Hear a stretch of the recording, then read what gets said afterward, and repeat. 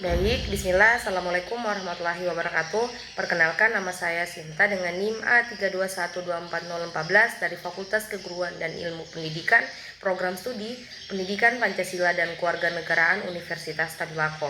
Jadi, tujuan saya membuat video ini untuk memenuhi tugas mata kuliah Hukum Pidana dengan dosen pengampu Bapak Dr. Hastin SPD MPD. Baik, di sini saya akan menjelaskan hasil resume yang telah saya buat dari pertemuan kali ini. Baik, kita masuk pada pengertian keadaan. Keadaan yang menyertai suatu perbuatan pada waktu perbuatan dilakukan merupakan keadaan penyertaan yang dirumuskan pada delik. Keadaan yang menyertai perbuatan merupakan keadaan yang menyertai suatu perbuatan pada saat dilakukan, yang mana contohnya pada pasal 285 KUHP yang berbunyi, barang siapa dengan kekerasan atau ancaman kekerasan memaksa seorang perempuan bersetubuh di luar perkawinan dihukum karena melakukan pemerkosaan dengan hukuman penjara selama 12 tahun. Selanjutnya, orang yang melakukan delik atau dader. Dalam bahasa Belanda, kata dader diartikan pembuat. Kata dader berasal dari kata dat yang artinya membuat. Dader adalah orang yang memenuhi semua unsur delik sebagaimana dirumuskan oleh undang-undang, baik unsur subjek maupun objek. Pelaku dapat diketahui dari 3 jenis. Yang pertama, delik formil, dan kedua, delik material, dan yang ketiga, delik yang memuat unsur kualitas atau kedudukan. Selanjutnya, pengertian deelneming. Menurut doktrin, deelneming menurut sifatnya terdiri atas deelneming yang berdiri sendiri, yakni pertanggungjawaban dari tiap peserta dihargai sendiri-sendiri. Deelneming yang tidak berdiri sendiri, yakni pertanggungjawaban dari peserta yang satu digantungkan pada perbuatan peserta yang lain. Satosit Kartanegara berpendapat bahwa untuk adanya made dader harus dipenuhi 2 syarat. Yang pertama, harus ada kerjasama secara fisik. Yang kedua, harus ada kesadaran kerjasama. Ia pun mengutarakan mengenai syarat kesadaran kerjasama itu dapat diterangkan bahwa kesadaran perlu timbul sebagai akibat perbuatan yang diadakan oleh para peserta. Akan tetapi sudah cukup dan terdapat kesadaran kerjasama apabila para peserta pada saat mereka melakukan kejahatan itu sadar bahwa mereka kerjasama. Selanjutnya, orang yang menyuruh melakukan.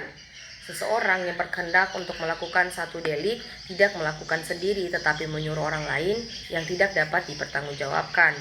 Orang yang disuruh disebut manus ministra, oleh Satosit Kartanegara disebut onmi delik dader. Monus misra oleh peraturan perundang-undangan tidak dapat dihukum. Poin selanjutnya, orang yang sengaja membujuk. Orang yang dibujuk sungguh-sungguh telah melakukan delik, setidak-tidaknya melakukan percobaan. Orang yang dibujuk itu sungguh-sungguh telah terbujuk untuk melakukan delik tertentu. Berdasarkan rumusan pasal 55 ayat 1 dan kedua, dapat diketahui unsur-unsur uitlocking atau membujuk sebagai berikut. Kesengajaan pembujuk ditujukan pada dilakukan delik tertentu oleh yang dibujuk. Membujuk orang itu dilakukan dengan cara-cara yang ditentukan pada pasal 55 ayat 1 dan 2. Membantu melakukan perbuatan delik diatur pada pasal 56 KUHP. Nah, selanjutnya, sebagai pembantu melakukan kejahatan dihukum ada 2 aspek. Mereka yang dengan sengaja membantu saat kejahatan itu dilakukan. Yang kedua, mereka yang dengan sengaja memberi kesempatan atau keterangan untuk melakukan kejahatan itu. Nah, selanjutnya saya akan masuk pada pengertian dan sifat percobaan.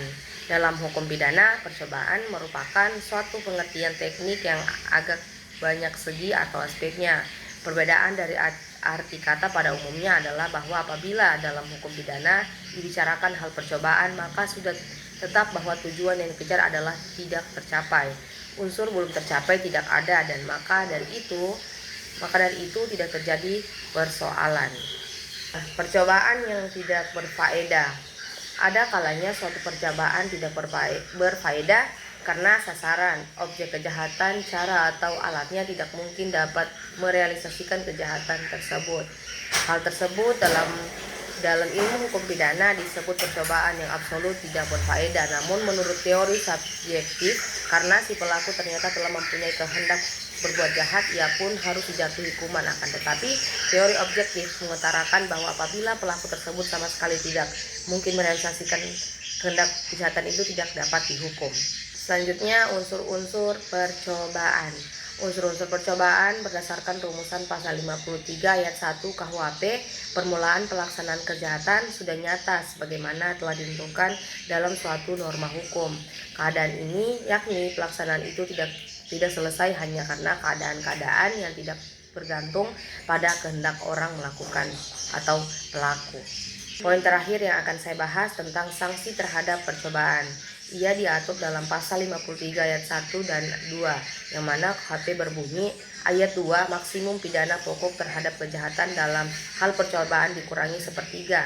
Ayat 3, jika kejahatan diancam dengan pidana mati atau pidana penjara seumur hidup, maka dijatuhkan pidana penjara paling lama 15 tahun. Baik, itulah penjelasan dari saya. Jika ada kekurangan, pertanyaan dari saya. Jika ada kelebihan, itu datangnya dari Allah. Akhiri, Assalamualaikum warahmatullahi wabarakatuh.